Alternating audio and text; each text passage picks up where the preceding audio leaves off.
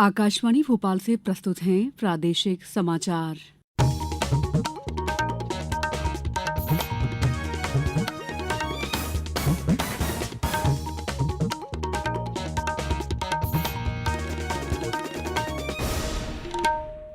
नमस्कार, समाचारों के साथ मैं दीपा सिंह। सबसे पहले मुख्य समाचार।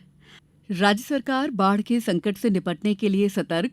मुख्यमंत्री ने राज्य बाढ़ कंट्रोल रूम का किया दौरा। अंतर्राष्ट्रीय बाघ दिवस पर आज कई कार्यक्रमों का आयोजन। भोपाल में होगा राज्य स्तरीय कार्यक्रम। सावन माह के दूसरे सोमवार को आज सुबह से शिव मंदिरों में श्रद्धालुओं का पहुंचना जारी। और भारत ने दूसरे टी20 मैच में श्रीलंका को 7 विकेट से हराया। सीरीज में 2-0 की ली अजय बढ़त। अब समाचार विस्तार से। मुख्यमंत्री डॉक्टर मोहन यादव ने कल देर रात राज्य बाढ़ कंट्रोल रूम पहुंचकर प्रदेश के जिलों में अति वर्षा की स्थिति की जानकारी हासिल की। मुख्यमंत्री डॉक्टर यादव ने निर्देश दिए हैं कि सुनिश्चित किया जाए कि ऐसे स्थान जहां भी पुल के ऊपर पानी बह रहा हो तो वहां नागरिकों को नहीं जाना चाहिए। उन्होंने कहा कि बांधों के गेट खुलने की स्थिति में सतर्क रहें। जो क्षेत्र जलमग्न हो सकते हैं वहां आवश्यक सावधानी रखी जाए।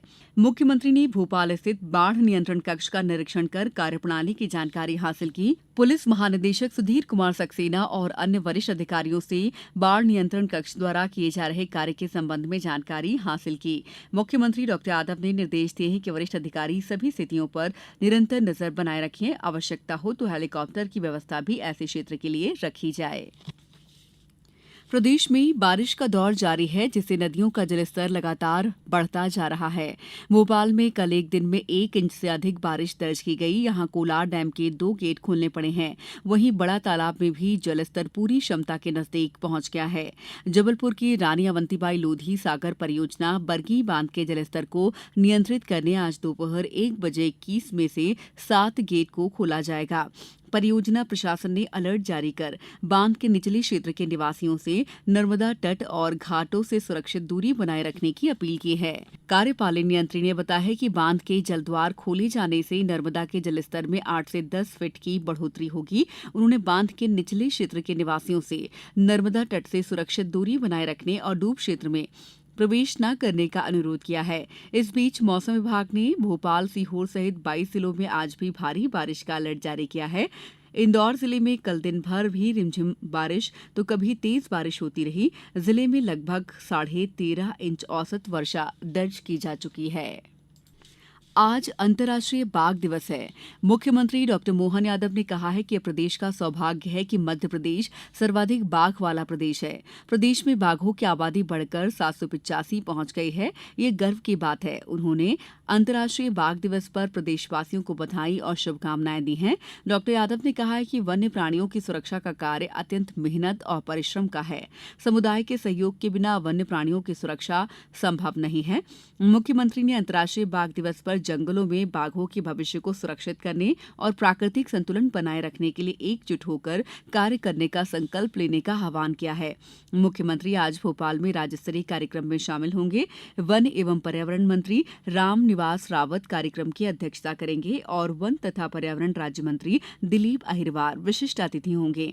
यहाँ वन्य प्राणी और वन विभाग के अधिकारी, कर्मचारी और बाघ प्रेमीजन उपस्थित रहेंगे।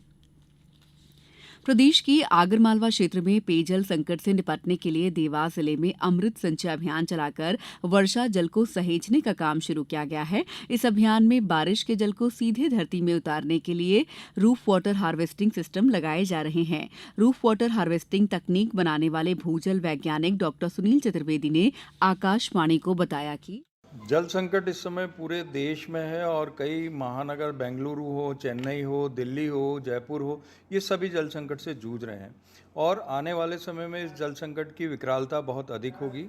तो ये सारी चीज़ों को मद्देनज़र रखते हुए देवास में एक पहल शुरू हुई कि हम अपने शहर में आने वाले बरसात के पानी को ज़मीन में उतारकर हमारा जल स्तर बढ़ाएं और आने वाले समय के लिए जल संचित करके रखें। इसके लिए एक अमृत संचय अभियान चलाया गया।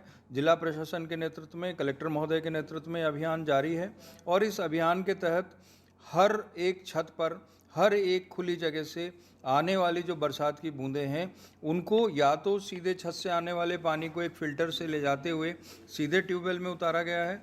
जिन घरों में ट्यूबवेल नहीं है वहाँ पर जो पानी बह के जा रहा है उसको हमने एक रिचार्ज पिट बनाकर और उसके अंदर एक रिचार्ज शाफ्ट डालकर ज़मीन के नीचे उतारने के लिए प्रयास किए हैं। ये प्रयास सामूहिक रूप से किए जा रहे हैं। इस शहर की तमाम सामाजिक संस्थाएं, इस शहर के जनप्रतिनिधि, इस शहर के नागरिक सभी मिलकर इस अभियान को चला रहे हैं। समाचारों में वक्त है ब्रेक का। ये समाचार आप आकाशवाणी मध्य प्रदेश से सुन रहे हैं। हमारे समाचारों को अब आप कभी भी और कहीं भी अपनी सुविधा के अनुसार सुन सकते हैं। ये समाचार बुलेटिन YouTube, X प्लेटफॉर्म और Facebook पर AIR न्यूज भोपाल पेज पर सुने जा सकते हैं। इसके अलावा आप हमारी वेबसाइट newsonair.gov.in पर अथवा न्यूज ऑन AIR ऐप पर भी समाचार सुन सकते हैं। ब्रेक के बाद समाचारों में आपका एक बार फिर स्वागत है।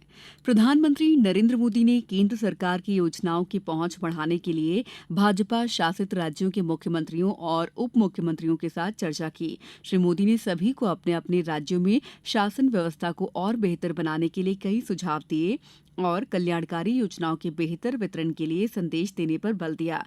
ये बात श्री मोदी ने कल नई दिल्ली में भाजपा मुख्यमंत्री परिषद की 2 दिवसीय बैठक में कही। इस बैठक का उद्देश्य शासन और कल्याणकारी पहलों की समीक्षा करना था। श्रावण मास के दूसरे सोमवार सुबह से ही प्रदेश के शिव मंदिरों में श्रद्धालुओं का पहुंचना जारी है। उज्जैन और ओमकारेश्वर में दर्शन करने वालों के लिए विशेष व्यवस्थाएं की गई हैं। उज्जैन में भगवान महाकालेश्वर की दूसरी सवारी धूमधाम से निकाली जाएगी। सवारी के दौरान भगवान महाकालेश्वर पालकी में चंद्रमौलेश्वर के रूप में और हाथी पर मन महेश के रूप में विराजित होकर अपने भक्तों को दर्शन देंगे। मंदिर समिति के प्रशासक ने बताया कि भगवान महाकाल की सवारी निकलने के पूर्व महाकालेश्वर मंदिर के सभा मंडप में दोपहर 3:30 बजे भगवान चंद्रमौलेश्वर का विधिवत पूजन अर्चन करेंगे। मंदिर के मुख्य द्वार पर सशस्त्र पुलिस बल के जवानों द्वारा पालकी में विराजित भगवान को सलामी दी जाएगी। उसके बाद सवारी परंपरागत मार्गों से होती हुई रामघाट पहुंचेगी। सवारी का सजीव प्रसारण मंदिर प्रबंध समिति के फेसबुक पर किया जाएगा। सवारी में जनजातीय लोक कला एवं बोली विकास अकादमी, मध्य प्रदेश संस्कृति परिषद के माध्यम से जनजातीय कलाकारों का दल भी सहभागिता करेगा। धार में शिवालयों में भक्तों की भारी भीड़ देखी जा रही है। कांवड़ यात्राएं भी निकाली जा रही हैं। प्रसिद्ध धरेश्वर मंदिर सहित जिले भर के अनेक शिव मंदिरों में श्रद्धालुओं का सुबह से ही तांता लगा हुआ है। मंदसौर में नवागत कलेक्टर अदिति गर्ग ने भगवान पशुपतिनाथ मंदिर पहुंचकर भगवान पशुपतिनाथ के दर्शन किए और पूजा अर्चना की। आगर मालवा, खंडवा सहित अन्य जगहों से भी शिव मंदिरों में पूजा अर्चना के समाचार मिल रहे हैं।